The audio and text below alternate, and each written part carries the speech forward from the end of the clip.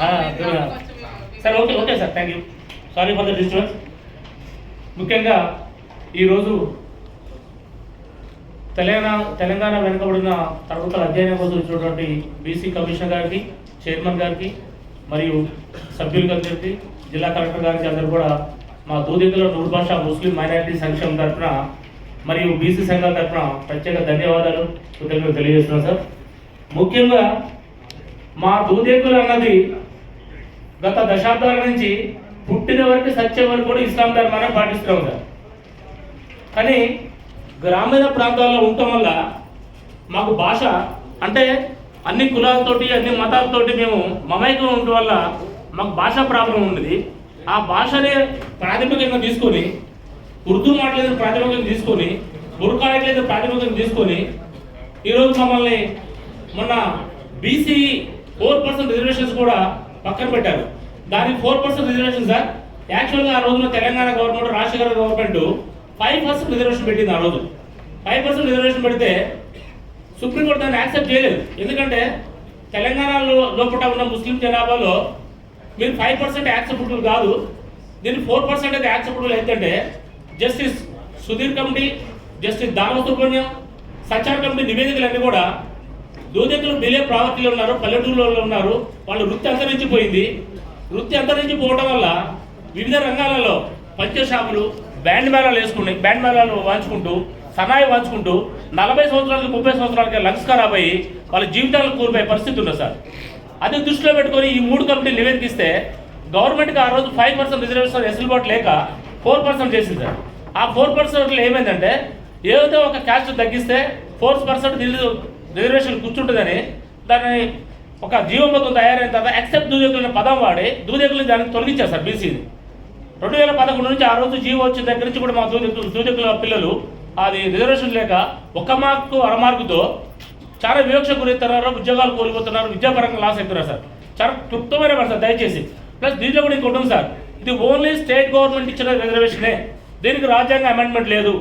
దీన్ని మేము ఏమంటాం అంటే తెలంగాణ రాష్ట్రంలో కూడా రేవంత్ రెడ్డి గారిని మిమ్మల్ని అర్జించేది ఒకటే సార్, ఈ 4% కూడా రేపు మీరు మొన్న ఎలక్షన్స్లో కూడా చూశారు, ఒక రాజకీయ పార్టీ మేము కనుక గవర్నమెంట్ వస్తే ఫుల్ పర్సెంట్ మెజారిటీ వస్తే ఈ 4% రిజర్వేషన్ కూడా తీసేస్తానే ఒక హామీ కూడా ఇచ్చింది సార్. దాన్ని కూడా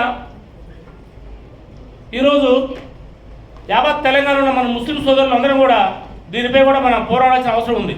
దేనికంటే రేపు ఈ రాజ్యాంగ అమెండ్మెంట్ చేయాలి అంటే ఓన్లీ కేంద్ర ప్రభుత్వమే, కానీ కేంద్ర ప్రభుత్వం నివేదిక పంపించాల్సింది రాష్ట్ర ప్రభుత్వం.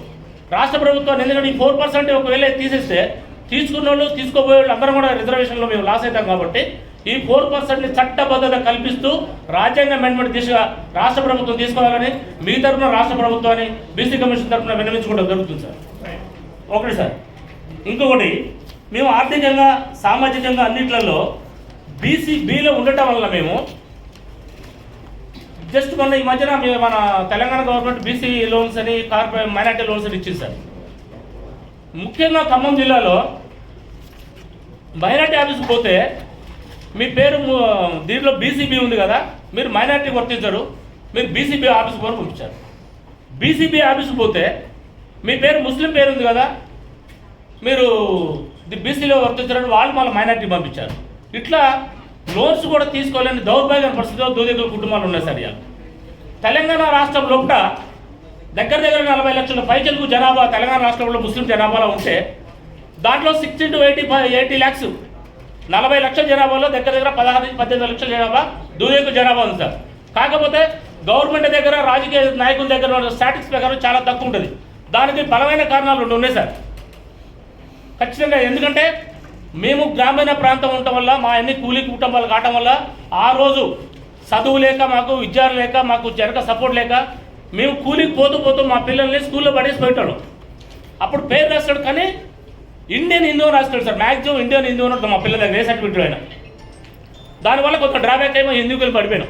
కొంతమంది ఆర్థికంగా, సామాజికంగా, రాజకీయంగా ఎదిగిన తర్వాత నేను దూదేకులు అని చెప్పుకోవడం కోసం సిగ్గుపడి వాళ్ళు నేను ముస్లిం అని చెప్పుకోరారు. అంత కొంత డ్రాబ్యాక్ అయిపోయింది. ఇట్లా ఈ రకంగా 3 రకాలు విధించడం వల్ల లాస్ట్కి లాట్ ఆఫ్ చాలా చిన్న కులంగా దూదేకుల కులం మిగిలింది సార్. దీనివల్ల ఆ రోజు మాకు తెలియదేట లేక అట్లా లాస్ అయినాం. కొంతమంది కొంచెం వీళ్ళు చెప్పుకోలేక ఇట్లా లేదు సార్. మిగిలిన మా కుటుంబాలు ఇలా రోడ్డు పడే పరిస్థితి సార్.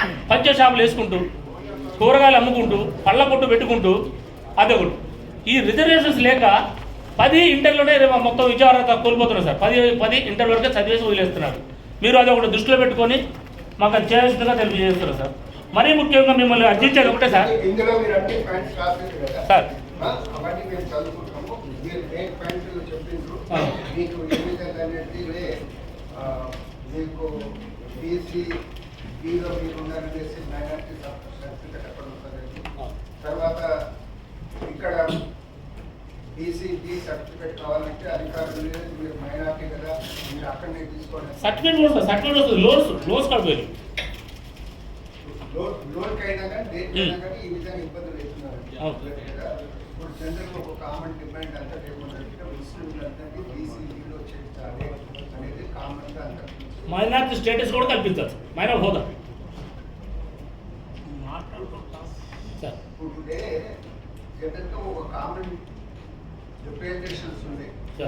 బీసీ బీవీలో ఉంటున్నారని కూడా ఈలో చేర్చాలనేది ఉన్నాయి.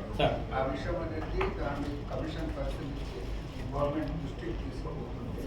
సో మీరు చెప్పిన ఈ ఇష్యూస్లో ఇక్కడ మన కలెక్టర్ గారు మన బీసీ వెల్ఫేర్ ఆఫీసర్స్ వాళ్ళతో కూడా మనం చేసేది ఇంకోటి ఇబ్బందులు రాకుండా ఏం చేయగలుగుతారు ఆలోచన పెంచాలి.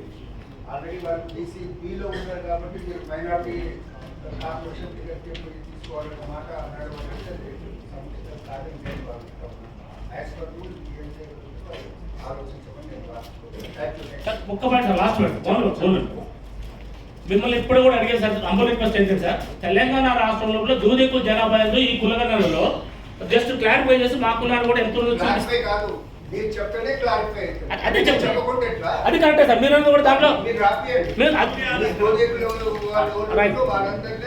మేము చేస్తున్నాం సార్. రాపియకుంటే ప్రభుత్వం సార్ మేము రాపిస్తున్నాం. విలేజ్ లో అవేర్నెస్ క్యాంపులు పెట్టి అన్నీ చేస్తున్నాం సార్. ఒకటి ఈ క్వశ్చన్ ప్రకారం దూదేకుల వారు కానీ ఏ కులం వారు కానీ ఇంతని తెలిస్తే అదే ప్రామాణికం. మేము ఎక్కువ ఉన్నాం తక్కువ అనేది రాసిండ్రు అని చెప్తే మేము బీసీ కమిషన్ ఒప్పుకోదు, ప్రభుత్వం ఒప్పుకోదు, అక్కడ కోర్టు కూడా ఒప్పుకోదు. ఈ విషయాన్ని మీరు గమనించారు. ఓకేనా సార్? లాస్ట్ ఇంకోటి సార్. ఓకే, మాకు కూడా అందరిలాగా ఒక బీసీ ఫెడరేషన్ కార్పొరేషన్ ఇచ్చి మమ్మల్ని కూడా ఆదుకోవాలని లాస్ట్ అందరూ. Thank you sir. Thank you.